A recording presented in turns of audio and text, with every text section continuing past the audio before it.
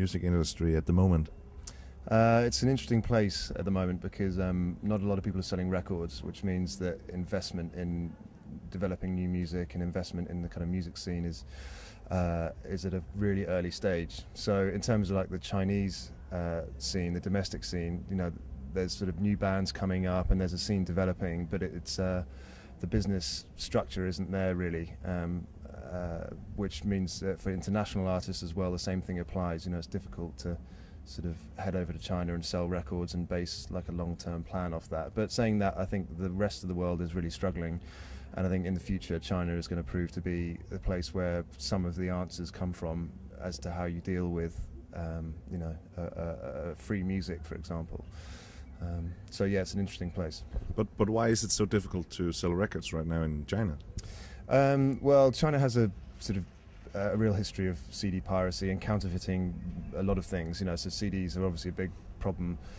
So people estimate it's around sort of 95% of all CDs sold are counterfeit, which is obviously a big issue if you're trying to invest in music and trying to make your money back through CD sales. But I think, as I said, in the West, you know, we're going through this big issue with CDs now, whereas in China that this is like an old problem, so people have already kind of adapted to that situation, and different business models have to spring up out of necessity.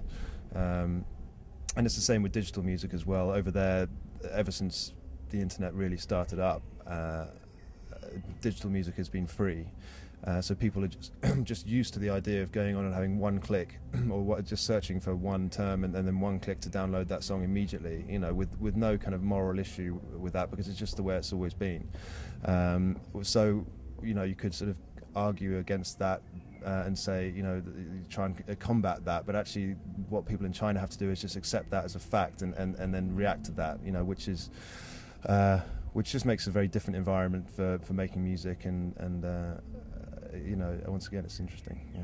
Let's say a Danish band would like to try to make it in China. What does it take? It requires a long-term plan, really. I mean, there's not many examples of international artists coming and getting a grassroots following and slowly sort of nurturing that over a number of visits, as you would do in the West. As you would do in the West. Because there's no revenue base there to sort of tour off. You know, you can't. It's difficult to license albums into China, and therefore it's difficult to justify going over there time and time again. I mean, there are examples of it being done quite I guess, modest examples of success would be someone like Maximilian Hecker from Germany, who has licensed a couple of albums into a little label in China and actually come and toured off the back of that, and now plays to, you know, 700-800 capacity rooms with, you know, 99% Chinese audience there, which is a real achievement. Not many people have managed to do that, but that's required long-term investment and a partner in China to do that. So if a Danish band, for example, wanted to replicate that kind of success, you would have to find a label like that, which is difficult, and you would also have to commit yourself to a lot of touring around China, and at the same time don't expect much in the way of financial returns from that in the short term. At the moment, what kind of music genres are hot, if you can call that, in China? China is a really pop-centric market, you know, so 90% or so of the music there is formulaic pop. But music, you know, contemporary music there is still in fairly early days. You know, in the West we've got sort of rock and roll history, you know, from the 50s, you know, where kind of the rock explosion and all the genres that sprung up after that, and we've kind of taken them a step at a time and sort of, you know, learn as we go, you know, and so all of the genres are very, very defined, and we understand what the background is of each one. But whereas in China, you know, contemporary music really only started coming to China properly throughout the 80s, and so at the same time those floodgates opened, you would have, you know, Michael Jackson coming in at the same time as David Bowie and at the same time as, you know, Elvis Presley. So people just take all this stuff on at one time, and it's quite overwhelming, you know. So what you do see is you see this pop music which has little inflections of different styles of music, but it's still pop, you know. So I think going forward, that sort of that pop environment where there's a little bit of hip hop, there's a little bit of rock, there's a little bit of you know, country and western, those little elements in that pop scene there will slowly, people will say, okay, I like that section of that song that's kind of, you know, the lap steel from, you know, the country and western sound. So that will slowly maybe develop off into you know, an interest in the roots of that actual genre. You know, so diversification of genres might occur. You don't really know, but right now it's very, very pop. But saying that, there is a growing interest in alternative and independent music. The difficulty there, as I was saying, is that because people aren't selling records, the independent music scene there is having a sort of slow time in developing. But you know, you go to these venues now and you watch sort of indie rock bands, Chinese indie rock bands, where 3 years ago there might be 50 people there. Now there's 200 people there, 300 people there. You know, and it's really developing in a great way. And also, more and more festivals are springing up. This last May holidays, we had four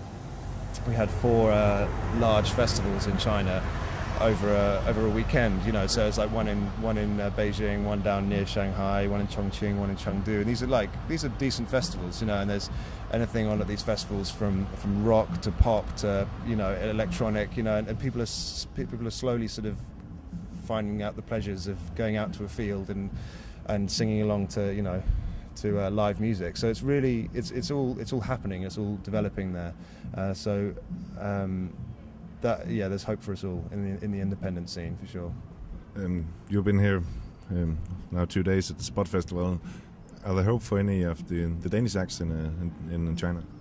Well, I think actually we've yet to find out really what the independent foreign artists. Which independent foreign artists will actually really resonate in China, because no one's really committed a significant amount of time or marketing budget to China, because the rewards aren't obviously there. But I think you know, there's some amazing talent I've seen here in the last couple of days, and it's obvious that Denmark sort of has a great, you know, depth in music and particularly songwriting, I think. And the Danes' sort of love of melody, I think, is going to be really important in China, because the overriding important factor in Chinese music is melody. You know, it's not a rhythmic sort of focused fan over there. It's much more melodious. You know, and I think that Scandinavia, it offers up a lot in terms of that. So I think.